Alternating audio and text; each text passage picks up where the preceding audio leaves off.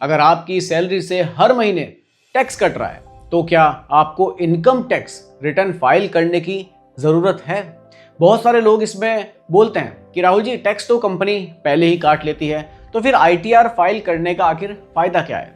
दोस्तों, बिलीव कीजिए, यही सोच हर साल हज़ारों लोगों को नुकसान भी पहुंचाती है, क्योंकि आईटीआर सिर्फ टैक्स भरने का फॉर्म नहीं है, ये आपकी फाइनेंशियल आइडेंटिटी भी है। कल को अगर आप होम लोन लेने जाओगे या फिर आप कार लोन के लिए अप्लाई करोगे या फिर आप किसी टाइप का कोई बिजनेस लोन लेना चाहोगे या आप वीज़ा के लिए भी अप्लाई करोगे, तो सबसे पहले जो डॉक्यूमेंट आपसे मांगा जाएगा वो होगा आपका आईटीआर। और एक और बात, अगर आपसे एक्स्ट्रा टीडीएस कट गया है तो रिफंड तभी मिलेगा जब आप सही तरीके से आईटीआर फाइल करोगे। अब एक सिंपल सी कैलकुलेशन देखते हैं ताकि आपको थोड़ा सा टॉपिक समझने में ईजी लगे। मान लीजिए आपकी एनुअल सैलरी 10 लाख है, एम्प्लॉयर ने साल भर में 55,000 टीडीएस डिडक्ट कर लिया, लेकिन फाइनल टैक्स कैलकुलेशन के बाद पता चला कि एक्चुअल टैक्स सिर्फ 46,500 के आसपास बनता था, यानी कि 8,500 रुपये का एक्स्ट्रा टैक्स आपका कट गया। तो अगर आप आईटीआर फाइल ही नहीं करोगे तो ये 8,500 का रिफंड आपको कैसे मिलेगा? इसलिए आईटीआर को इग्नोर करना अपने ही पैसे को इग्नोर करना है। लेकिन दोस्तों, रिफंड ही सब कुछ नहीं है। आज इनकम टैक्स डिपार्टमेंट के पास पहले से ज़्यादा इन्फॉर्मेशन होती है। आपके बैंक अकाउंट का इंटरेस्ट, एफडी का interest, mutual fund redemption, shares की सेल, डिविडेंड और हाई वैल्यू ट्रांजैक्शंस, ये सब अलग अलग सोर्सेज से रिपोर्ट होते हैं। और इसी वजह से दोस्तों, आईटीआर फाइल करते वक्त सिर्फ फॉर्म 16 देखना काफ़ी नहीं है। अब मैं आपसे एक और सवाल भी पूछता हूँ, कितने लोगों ने पिछले साल आईटीआर फाइल करने से पहले एआईएस चेक किया था, फॉर्म 26AS चेक किया था, बैंक इंटरेस्ट वेरीफाई किया था? सच बताइए, बहुत कम ही लोग ऐसे होंगे और इसी वजह से हर साल लोग एक ही गलती बार बार रिपीट करते हैं। मैं पिछले कुछ दिनों से कमेंट्स भी देख रहा था, तो लोगों ने मुझे पूछा था कि राहुल जी, मेरा जो रिफंड है वो अभी तक मुझे नहीं मिला है। किसी ने मुझसे सवाल पूछा था, मैसेज भी किया था कि मुझे नोटिस जैसा कुछ यहाँ पर एक मेल आया है, और किसी ने मुझसे पूछा था कि एम्प्लॉयर ने टैक्स काट लिया था, फिर भी जो रिटर्न है वो फाइल करने की मुझे ज़रूरत है या नहीं। तब मुझे लगा कि यार, इस टॉपिक पर तो एक डिटेल वीडियो ज़रूर बनानी चाहिए। लेकिन दोस्तों, आज मैं आपको सिर्फ रूल्स यहाँ पर नहीं बताऊँगा, मैं आपको वो 7 मिस्टेक्स यहाँ पर बताऊँगा जो सबसे ज़्यादा सैलरीड एम्प्लॉय करते हैं। और दोस्तों, आप बिलीव कीजिए, इनमें से अगर आप सिर्फ 2 या 3 मिस्टेक भी अवॉइड कर लेते हैं तो आईटीआर फाइलिंग का जो प्रोसेस है वो बहुत आसान आपके लिए हो सकता है। सबसे पहली गलती पर बात करते हैं, सिर्फ फॉर्म 16 पर भरोसा कर लेना। बहुत लोग सोचते हैं कि एम्प्लॉयर ने फॉर्म 16 दे दिया है, बस इसी से रिटर्न फाइल हो जाएगा। लेकिन मान लीजिए आपके सेविंग अकाउंट में 14,500 इंटरेस्ट से आया, एफडी से 28,000 इंटरेस्ट मिला और म्यूचुअल फंड रिडीम करके 75,000 का कैपिटल गेन आपको हुआ। अगर ये डिटेल्स आपने चेक ही नहीं की और सिर्फ फॉर्म 16 के बेसिस पर रिटर्न आपने फाइल कर दिया तो मिसमैच हो सकता है। इसलिए आईटीआर फाइल करने से पहले 3 डॉक्यूमेंट्स ज़रूर देखिए, फॉर्म 16, एआईएस और फॉर्म 26AS। ये 3 डॉक्यूमेंट्स आपको एक क्लियर पिक्चर देते हैं कि डिपार्टमेंट के रिकॉर्ड में क्या इंफॉर्मेशन अवेलेबल है। और दोस्तों, बिलीव कीजिए, सिर्फ ये एक हैबिट आपको बहुत सारे फ्यूचर प्रॉब्लम से बचा सकती है। दोस्तों, दूसरी गलती पर बात करते हैं जो कि काफ़ी कॉमन भी है और शायद आपने भी ये गलती कभी ना कभी कर दी होगी, गलत आईटीआर फॉर्म चूज करना।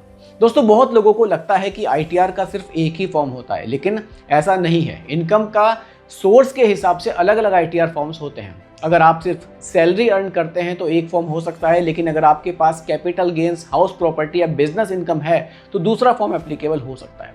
इसलिए रिटर्न फाइल करने से पहले एक बार कंफर्म ज़रूर कीजिए कि आपके लिए कौन सा आईटीआर फॉर्म सही है। गलत फॉर्म भरने से बाद में करेक्शन या रिवाइज रिटर्न की ज़रूरत आपको पड़ सकती है। अब बात करते हैं तीसरी गलती पर, बैंक इंटरेस्ट को इग्नोर कर देना। दोस्तों, मैं आपसे एक कैलकुलेशन शेयर करता हूँ।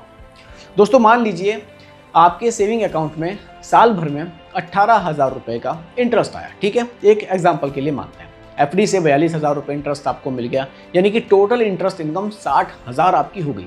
अब बहुत लोग सोचते हैं कि ये तो बैंक का पैसा है, इससे आईटीआर में लिखने की क्या ज़रूरत है, लेकिन यही सबसे कॉमन मिस्टेक है। इनकम चाहे आपकी सैलरी से आए, चाहे इंटरेस्ट से आए, उसकी रिपोर्टिंग सही होनी चाहिए। इसीलिए रिटर्न फाइल करने से पहले अपने बैंक स्टेटमेंट्स और इंटरेस्ट सर्टिफिकेट्स एक बार आपको ज़रूर देखने चाहिए। दोस्तों अब आते हैं अपनी चौथी गलती पर, म्यूचुअल फंड्स और शेयर्स का कैपिटल गेन भूल जाना। दोस्तों आज एसआईपी करने वाले लोग बहुत ज़्यादा बढ़ गए हैं। कई लोगों ने साल में 1 या 2 म्यूचुअल फंड्स रिडीम भी किए होंगे। जनरली लोग कर भी लेते हैं। मान लीजिए आपने 3 लाख रुपए इन्वेस्ट किए और रिडीम करते वक्त वैल्यू 3,80,000 हो गई, यानी कि आपको 80,000 का गेन हुआ। बहुत लोग सिर्फ पैसा अकाउंट में आने पर खुश हो जाते हैं, लेकिन आईटीआर में उस ट्रांजैक्शन का रिपोर्ट करना भूल जाते हैं। इसी तरह शेयर्स बेचने पर भी कैपिटल गेन या लॉस की रिपोर्टिंग जरूरी होती है। एक और इंपॉर्टेंट बात, अगर दोस्तों आपको लॉस हुआ है तो भी उसकी रिपोर्टिंग फ्यूचर टैक्स प्लानिंग के लिए यूजफुल हो सकती है। इसलिए सिर्फ प्रॉफिट ही नहीं, लॉस को भी इग्नोर आप मत कीजिए। दोस्तों अब आते हैं 5वीं गलती पर, रिटर्न फाइल करना लेकिन ई वेरीफाई ना करना। बिलीव कीजिए ये गलती हर साल हजारों लोग करते हैं। रिटर्न अपलोड किया, लैपटॉप बंद किया और सोचा अब मेरा काम खत्म। लेकिन जब तक ई वेरिफिकेशन आपकी कंप्लीट नहीं होती तब तक प्रोसेस आपका कंप्लीट नहीं माना जाता। सिर्फ 2 मिनट लगते हैं, लेकिन ये 2 मिनट आपको बाद की परेशानी से बचा सकते हैं। दोस्तों अब आते हैं अपनी छठी गलती पर, लास्ट डेट का वेट करना। मैं हमेशा कहता हूँ फाइनेंशियल काम कभी लास्ट डेट पर आप मत छोड़िए। सोचिए अगर लास्ट डेट वाले दिन ही किसी वजह से वेबसाइट आपकी स्लो हो जाए, इंटरनेट का कोई इशू आ जाए या कोई डॉक्यूमेंट आपका मिसिंग हो जाए, तो अननेसेसरी स्ट्रेस क्रिएट हो जाता है। अगर आप 1 हफ्ता पहले ही रिटर्न फाइल कर देते हैं तो गलती सुधारने का भी आपको टाइम मिल जाता है। अब आते हैं दोस्तों अपनी 7वीं और सबसे इम्पॉर्टेंट गलती पर, बिना डॉक्यूमेंट्स वेरीफाई किए सबमिट बटन को दबा देना। रिटर्न सबमिट करने से पहले सिर्फ 10 मिनट दीजिए। एक बार चेक कीजिए सैलरी आपकी सही है या नहीं, पैन कार्ड और आधार कार्ड की जो डिटेल है वो आपकी सही है या नहीं, बैंक अकाउंट नंबर आपका सही है या नहीं, टीडीएस करेक्टली रिफ्लेक्ट हो रहा है या नहीं, एआईएस और फॉर्म 16AS से वो मैच कर रहे हैं या नहीं। ये 10 मिनट आपको बाद में कई घंटों की टेंशन से बचा सकते हैं।